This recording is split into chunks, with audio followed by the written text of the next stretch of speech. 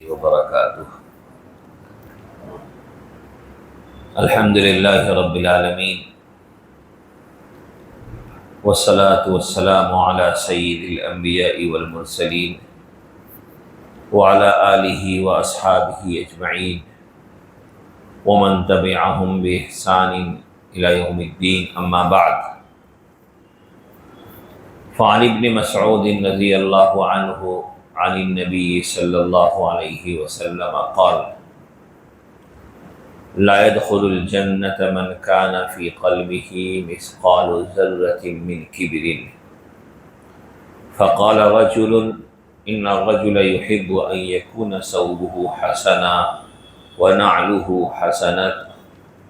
فقال: إن الله جميل يحب الجمال، الكبر بطر الحق وغمط الناس. رواہ مسلم.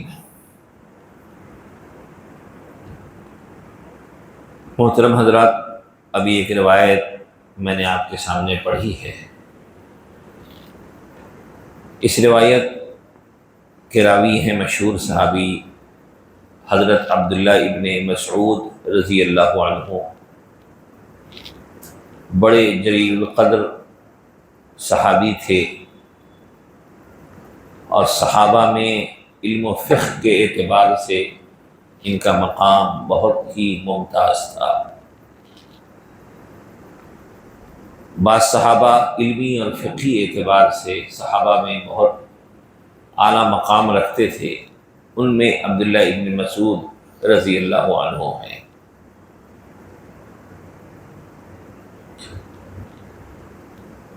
انتہائی پتلے دبلے تھے اور پستہ قد تھے. تو ایک مرتبہ ایسے ہی ساتھیوں میں کچھ بات چل رہی تھی، تو جو ہم عصر ہوتے ہیں، ایک ساتھ اٹھنے بیٹھنے والے ہوتے ہیں، ان میں بہت سی بے تکلفی ہنسی مزاح کی باتیں ہوتی رہتی ہیں. تو آپس میں عبداللہ ابن مسعود رضی اللہ تعالیٰ عنہ کے دبلے پن اور ان کے پاؤں کے پتلے پن کا مزاحیہ طور پہ تذکرہ ہوا. رسول اللہ صلی اللہ علیہ وسلم نے ان باتوں کو سنا تو فرمایا کہ تم عبداللہ ابن مسعود کے پتلے پن اور دبلے پن کا مذاق اڑا رہے ہو. ان کی پنڈلیوں کا وزن اللہ کے میزان میں احد پہاڑ سے زیادہ ہے. انسان اپنی خوبیوں کی وجہ سے وزنی ہوتا ہے، اپنے کمالات کی وجہ سے اس کی ذات وزن پاتی ہے. کتنا بھی دیو ہیکل ہو جائے لیکن کمالات سے عاری ہو تو بے وزن ہے. لیکن کمالات کے جوہر اس کے اندر موجود ہیں تو بظاہر کتنا ہی پتلا دبلا کیوں نہ ہو، اس کی شکل و شباہت کیسی بھی ہو، لیکن اس کے کمالات اسے قیمتی اور وزنی بنا دیتے ہیں. علم میں اتنا اعلیٰ مقام تھا کہ جب کوفہ میں تعلیم و تربیت کی ضرورت محسوس ہوئی اور مطالبہ ہوا کہ کسی بڑے فقہی علمی اعتبار سے ماہر صحابی کو بھیجے جو یہاں کے علاقے میں یہاں کی دعوت و تبلیغ کے کام میں اور یہاں کی تعلیم و تربیت کے کام میں وہ مدد کریں. حضرت عمر رضی اللہ تعالیٰ عنہ کے سامنے یہ مطالبہ آیا تو آپ نے عبداللہ ابن مسعود رضی اللہ تعالیٰ عنہ کو اس کے لیے منتخب کیا اور یہ کہتے ہوئے بھیجا کہ ابن مسعود کی زیادہ ضرورت تو مجھے ہے، لیکن اہل کوفہ کی ضرورت کو میں اپنی ضرورت پر ترجیح دیتے ہوئے ابن مسعود کو وہاں بھیج رہا ہوں. چنانچہ وہاں گئے تو وہاں جانے کے بعد ان کے ذریعے ایک علمی ماحول پیدا ہوا، ماحول بنا. لوگ ان سے علمی فیض حاصل کرتے کرتے بڑی تعداد ایسے لوگوں کی ہو گئی۔ ان کی علمی مجلس کو پھر ان کے بعد سنبھالا حضرت ابراہیم نخعی نے، پھر ان کی اس علمی مجلس کو سنبھالا حضرت قتادہ نے، پھر حضرت حماد نے اسے سنبھالا، اور پھر ان کی نیابت کیا امام ابو حنیفہ رحمۃ اللہ علیہ نے۔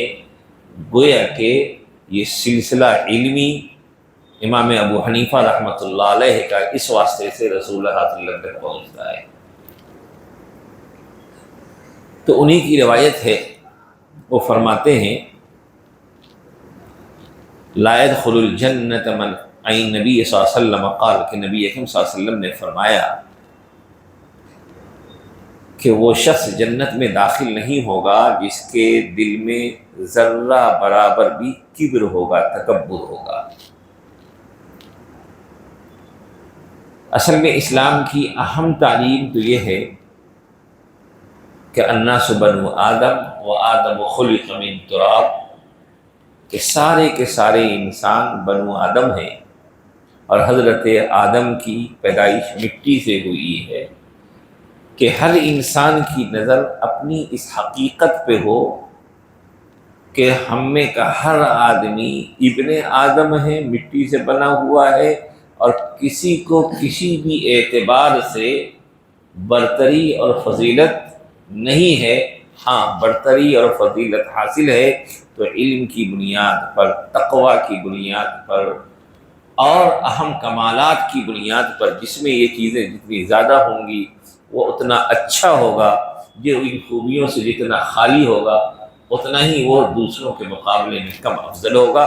لیکن بحیثیت انسان سارے انسان ہونے میں برابر ہے، انسان ہونے میں برابر ہے، اور اسی برابری کے تصور کے ساتھ اور اسی احساس کے ساتھ معاشرے میں جینے کی اسلام ہمیں تعلیم دیتا ہے، کیونکہ جب تک یہ برابری کا احساس ہر دل میں رہتا ہے بے شمار معاشرتی برائیاں ختم ہو رہتی ہیں، لیکن جہاں یہ احساس دل سے نکل جاتا ہے تو معاشرے میں کئی قسم کی برائیاں پیدا ہونی شروع ہو جاتی ہیں۔ اسلام برائیوں کو بھی روکتا ہے اور ان جڑوں کی بھی اصلاح کرتا ہے جہاں سے برائیاں پنپ سکتی ہیں، جو برائیوں کا ذریعہ اور سبب بنتی ہیں۔ فرمایا کہ آپس میں بھائی بھائی بن کے رہو، جو بھلائی اپنے لیے چاہتے ہو وہی بھلائی دوسرے کے لیے چاہو، آپس میں ایک دوسرے پر رحم کرنے والے بنو، ایک دوسرے کے ساتھ ہمدردی کا معاملہ کرنے والے بنو، ایک دوسرے کے ساتھ رواداری کرنے والے بنو۔ لیکن وہ چیزیں کہ جس سے انسانوں میں ظلم و زیادتی فروغ پائے، جس سے معاشرے میں انارکی پیدا ہو، معاشرے میں ہمہ شبہ کا امتیاز پیدا ہو، اسلام کہتا ہے کہ یہ سب چیزیں قابل قبول اور گوارا نہیں ہیں۔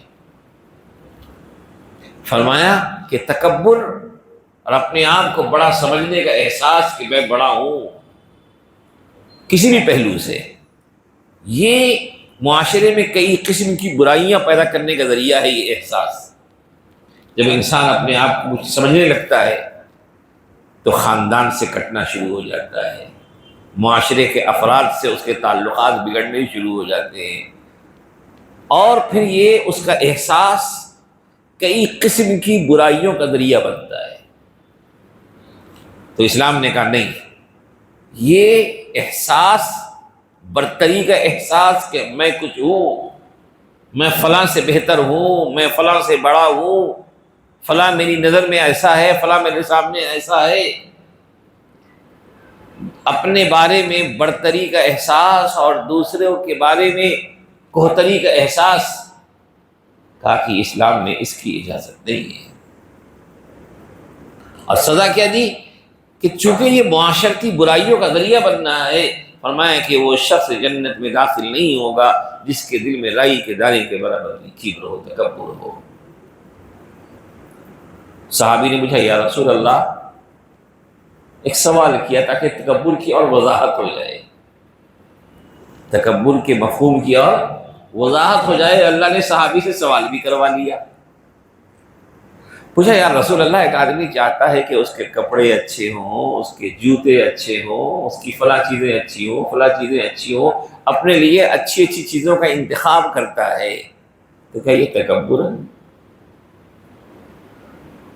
آج بھی بہت سے لوگ اپنے اٹھنے بیٹھنے کھانے پینے رہن سہن دیگر چیزوں میں اچھی چیزوں کا انتخاب کرتے ہیں، اچھا معیار مینٹین کرنے کی کوشش کرتے ہیں، چاہتے ہیں ان کے ہاتھ میں گھڑی اچھی ہو، چاہتے ہیں ان کا لباس اچھا ہو، ان کی دیگر راحت و آرام کی چیزیں ان کو اچھی میسر ہوں، قیمتی ہوں، تو کیا یہ بھی تکبر ہے؟ صحابی نے یہ سوال کر کے بہت بڑا مسئلہ حل کر دیا، فرمایا نہیں یہ تکبر نہیں ہے، اللہ نے جو میسر دی، جو دیا ہے، حالات دیے، جیسی کیفیت دی ہے، جیسی صلاحیت دی ہے، اس صلاحیت کے مطابق اپنے لیے اچھی چیزوں کا انتخاب کر رہا ہے، اچھی چیزیں پسند کر رہا ہے اور اچھی چیزیں استعمال کر رہا ہے، یہ تکبر نہیں ہے۔ اللہ نے دیا ہے، اللہ کی نعمت ہے، استعمال کرو، کر سکتے ہو۔ فرمایا تکبر کیا ہے؟ الکبر بطر الحق وغمط الناس، کہ یہ اس حد تک تو بالکل تکبر کی کوئی بات نہیں ہے، لیکن اسی میں ایک دوسری چیز شامل ہو جائے، اپنے لیے اچھا معیار منتخب کرنے کے ساتھ ساتھ دوسرے کو نیچی نظر سے دیکھنا، دوسرے کو نیچا ثابت کرنے کے لیے اپنے آپ کو کچھ اچھا کرنا، کسی سے مقابلہ کیے بغیر اچھی چیز کا انتخاب کر رہا ہے، چلے گا۔ اللہ نے جو صحیح صلاحیت دی ہے، اللہ جمیل ہے، جمال کو پسند کرتا ہے، اور اللہ چاہتا ہے کہ اس کی نعمت کے اثرات بندے پر نظر آئیں۔ اللہ یہ نہیں کہتا ہے کہ آپ کو اللہ نے اچھی دولت دے رکھی ہو اور آپ پھٹے ہوئے لباس پہنے، نہیں، اللہ کی نعمت ہے، آپ اس نعمت کے مطابق اپنے آپ پر خرچ کر سکتے ہیں، لیکن کسی سے تقابل مقصود نہ ہو کہ ہم دوسروں سے اپنے آپ کو اچھا دکھا کر کے دوسروں کو نیچا ثابت کریں۔ فرمایا الکبر بطر الحق وغمط الناس، کبر یہ ہے کہ حق کا انکار کرنا اور لوگوں کو نیچی نظر سے، حقیر نظر سے دیکھنا، لوگوں کو نیچا دکھانے کی کوشش کرنا، یا لوگوں کو نیچی نظر سے دیکھتے ہوئے، حقیر نظر سے دیکھتے ہوئے اپنے آپ کو بڑا بنانے کی کوشش کرنا، یہ جو مقابلے کی کیفیت ہے، فرمایا یہ تکبر ہے اور اس کی اجازت نہیں ہے۔ ہاں اس سے پیچھے کرے انسان اللہ کی نعمتوں کو استعمال کر رہا ہے، بالکل اس کی اجازت ہے۔ آج معاشرے میں یہ برائی بھی بہت بڑھ رہی ہے، ہر آدمی خاندان میں، اس میں دوسروں کو نیچا ثابت کرنے کی کوشش کرتا ہے، دوسروں کو حقیر سمجھنا یا حقیر ثابت کرنے کی کوشش کرنا، یہ انتہائی ناپسندیدہ عمل ہے، اور اتنا ناپسندیدہ ہے کہ یہ عمل خود اس کے اللہ کی نظر میں ذلیل ہونے کا ذریعہ بن جاتا ہے۔ وہ دوسرے کو ذلیل نہیں کر پاتا لیکن خود ذلت کے حوالے ہو جاتا ہے۔ ایک روایت آگے آ رہی ہے، حضرت جندب بن عبداللہ بجلی رضی اللہ تعالیٰ عنہ فرماتے ہیں کہ رسول اللہ صلی اللہ علیہ وسلم نے ارشاد فرمایا کہ ایک شخص نے کہا واللہ لا یغفر اللہ لی فلان، بخدا اللہ فلاں کی مغفرت نہیں کرے گا۔ بہت سے لوگ ہیں جو اس طرح کے جملے بسا اوقات جب غصے میں آتے ہیں، فلاں ہوتے ہیں تو بولتے ہیں ارے اللہ کی قسم یہ تو ایسا ہو جائے گا، اللہ کی قسم اللہ اس کو ایسا کر دے گا، اور اللہ کی قسم اس کی عبادتیں برباد ہو جائیں گی، فلاں فلاں اس طرح کا۔ تو کہتے ہیں کہ ایک شخص نے غصے میں کہا کہ خدا کی قسم اللہ اس انسان کی مغفرت نہیں کرنے والا ہے، وہ اللہ کی مغفرت سے محروم ہے۔ تو رسول اللہ صلی اللہ علیہ وسلم کہتے ہیں کہ اس بات کے جواب میں اللہ عز و جل نے فرمایا من ذا الذی یتعلی علی الا اغفر لفلان، یہ کون ہوتا ہے قسم کھا کے کہنے والا کہ میں فلاں کی مغفرت نہیں کروں گا؟ مغفرت کرنا نہ کرنا یہ تو میرا اختیار ہے، میرے اختیار میں یہ دخیل بن رہا ہے، میرے اختیار میں اپنے آپ کو شریک کرنا چاہتا ہے، میں اس سے پوچھ کر کے یا اس کی مرضی کے مطابق کسی کی مغفرت کروں گا یا نہیں کروں گا؟ اب سنو میرا فیصلہ. جب یہ اتنی بڑی جرت کر رہا ہے انی قد غفرت له واحبطت عملک، اس انسان کی تو میں نے مغفرت کر دی، تیرے عمل کو میں نے ضائع اور برباد کر دیا. بہت دندنا رہا تھا، اس کی مغفرت کر دی جس کے بارے میں قسم کھا کے کہہ رہا تھا کہ اس کی مغفرت نہیں ہو سکتی ہے، اور اس کی اس گستاخی کی وجہ سے، تیری اس گستاخی کی وجہ سے تیرے سارے عمل کو میں نے ضائع برباد کر دیا، خالیات ہو گئے. اس لیے اس طرح کی بڑی باتیں اسلام میں ان کی کہیں سے کہیں تک اجازت نہیں ہے. انسان ہے، انسان بن کے رہنا ہی انسان کا کمال ہے. انسان جب تک انسان رہتا ہے، اپنی اوقات میں رہتا ہے، اپنی لمٹ میں رہتا ہے، تو اپنی لمٹ میں رہنا ہی کمال کی بات ہے. ورنہ لمٹ سے اوپر بڑھیں گے تو دوسروں کا نہیں، اپنا ہی سر کہیں جا کے ماریں گے، ٹھوکریں کھائیں گے. یہ ٹھوکری تو کھانا ہوا. دوسروں کی مغفرت پر روک لگا رہے تھے، اس کی مغفرت کا انتظام ہو گیا، اور اپنے نیک اعمال سارے کے سارے ضائع اور برباد ہو گئے. اس لیے بھائیوں، کبھی اس طرح کے جملے نہیں بولنے چاہیے. ہر انسان کا اللہ سے ایک رشتہ ہے، ایک تعلق ہے. آپ نہیں جانتے کہ وہ اللہ کی نظر میں کیسا ہے. اس لیے کسی کے بارے میں اس طرح کی باتیں، بہت سے لوگ ایسے اس طرح کے جملے بولتے رہتے ہیں. مثال کے طور پر بھائی انسان انسانی ہے، انسان سے بشری تقاضے کے تحت کبھی کوتاہیاں ہوتی رہتی ہیں. بعض مرتبہ میں نے بعض لوگوں کو سنا، ارے وہ حج کر کے آیا، اس کا حج مقبول نہیں، ارے انہیں ایسا ہے، ارے اس کا حج کیا اور ایسا ہے. یہ یعنی انسان کے نیک اعمال کو اور اللہ اور اللہ کے بندے کے درمیان جو ایک رشتہ ہے، اس رشتے پر بھی انگلی اٹھاتے رہتے ہیں. نہیں، یہاں انگلی اٹھانے کی کوشش کیجیے گا، اپنا ہی نقصان ہوگا.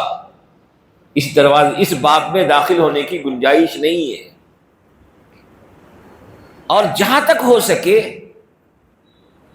دوسرے کے لیے برائی چاہنے کے بجائے بھلائی چاہنا چاہیے. تو کسی کو حقیر نظر سے نہیں دیکھنا چاہیے، اپنے آپ کو کسی سے بڑا ہونے کا احساس نہیں ہونا چاہیے، اور اس طرح کے جملے نہیں بولنے چاہیے.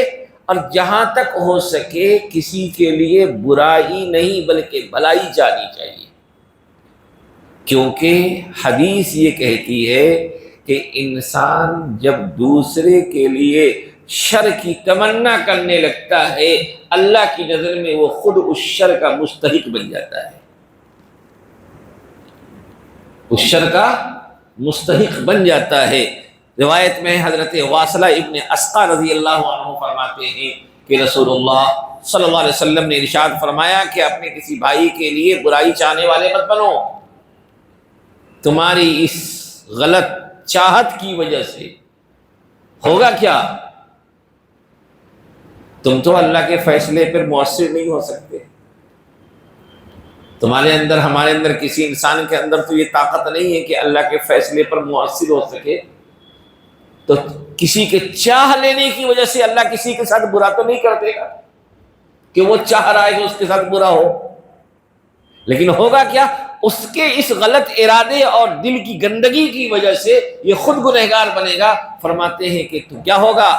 تم برائی چاہو گے، فَيَرْحَمُهُ اللَّهُ وَيَبْتَلِيكَ، اللہ اس پر رحم کر دے گا اور تمہیں اس برائی میں مبتلا کر دے گا. تمہیں اس برائی میں مبتلا کر دے گا. آج تو حالت یہ ہو گئی کہ کسی کو کسی کی ترقی دیکھی نہیں جاتی. دعا دینے والے کم، بلکہ بہت سے دعا دینے والے بھی اندر سے جلنے والے رہتے ہیں. یہ دل کی جلن دوسروں کے حوالے سے، دوسروں کے بارے میں شر کی تمنا اور دوسرے کی ترقی، دل میں گھٹن محسوس ہونا، یہ ایمانی کام نہیں ہے بلکہ غیر ایمانی عمل ہے، جو اللہ کی نظر میں اتنا برا عمل ہے کہ روایت کہہ رہی ہے، حدیث کہہ رہی ہے، رسول اللہ صلی اللہ علیہ وسلم فرما رہے ہیں کہ اللہ اس انسان پر تو رحم کر دے گا، تمہارے اس دل کی آگ میں تمہیں ہی جلا دے گا، تمہیں ہی اس شر میں مبتلا کر دے گا۔ جب معاملہ ایسا ہے تو کیوں نہ ہم تقدیر پر نظر رکھیں، اور تقدیر پر نظر رکھتے ہوئے ہمیں جو حاصل ہے اس پر ہم اللہ کا شکر ادا کریں، دوسروں کو جو حاصل ہے اس کو بھی اللہ کی نعمت سمجھیں، اس کے لیے بھی بقائے نعمت کی دعا کریں، اپنے لیے بھی حصول نعمت کی دعا کریں۔ یہ تمنا ہوگی کہ خیر ہمارے ساتھ بھی ہو، خیر ہمارے بھائیوں کے ساتھ بھی ہو، ترقی ہم بھی کریں، ترقی ہمارا بھائی بھی کرے، ہم بھی خیر و عافیت کی زندگی گزارے، ہمارا بھائی بھی خیر و عافیت کی زندگی گزارے۔ یہ جذبہ، یہ تمنا اصل اسلامی جذبہ، اسلامی تمنا ہے، اور اس کو فروغ دینے کی ضرورت ہے۔ ورنہ آج جو ہمارے معاشرے میں دل جلن، گھٹن، حاسدین کی کثرت ہوتی جا رہی ہے، یہ خود ان لوگوں کے لیے نقصان دہ ہے، دوسروں کے لیے نقصان دہ نہیں ہے۔ اللہ سے دعا ہے کہ اللہ تعالیٰ ہم تمام لوگوں کو صحیح فکر و عمل کی توفیق نصیب فرمائے۔ وآخر دعوانا الحمدللہ۔